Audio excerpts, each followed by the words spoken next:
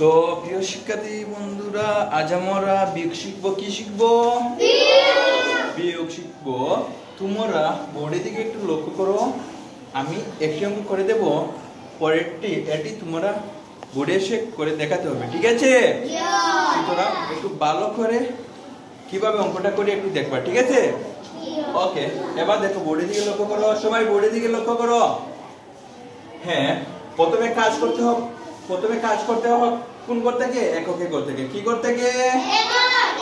এককে ঘর থেকে কাজ শেষ হলে তারপরে কত ঘরে আসবো?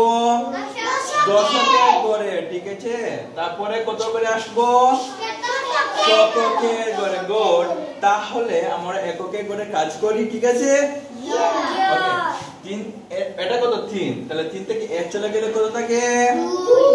সবাই বলতে হবে কিন্তু 2 থাকে। শিওর 2 থাকে? ওকে, তাহলে তোমাদের অনেক আকল আছে, ঠিক আছে? 2 থাকে। ওকে, হ্যাঁ, এবার বলো তো কত করে আসবো? দশকের ঘরে আসবো। গুড। এবার বলো 6 থেকে 2 চলে গেলে কত থাকে?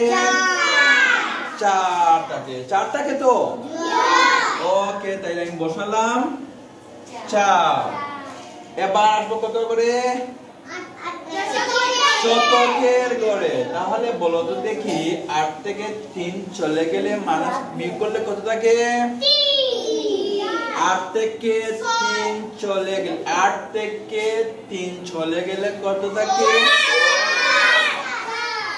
5 থাকে। কত থাকে? 5 থাকে। আবার বলছি, 8 থেকে 3 চলে গেলে কত থাকে?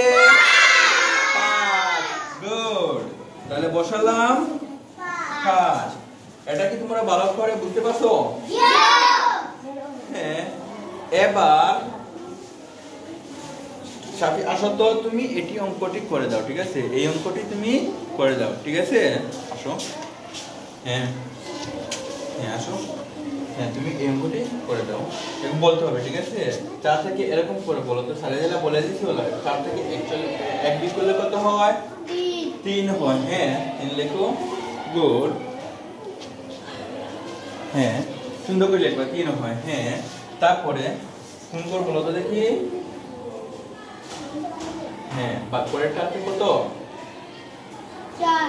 হ্যাঁ, 4 হয়। তো কি কত করলে 4 থেকে 2 চলে গেলে কত থাকে?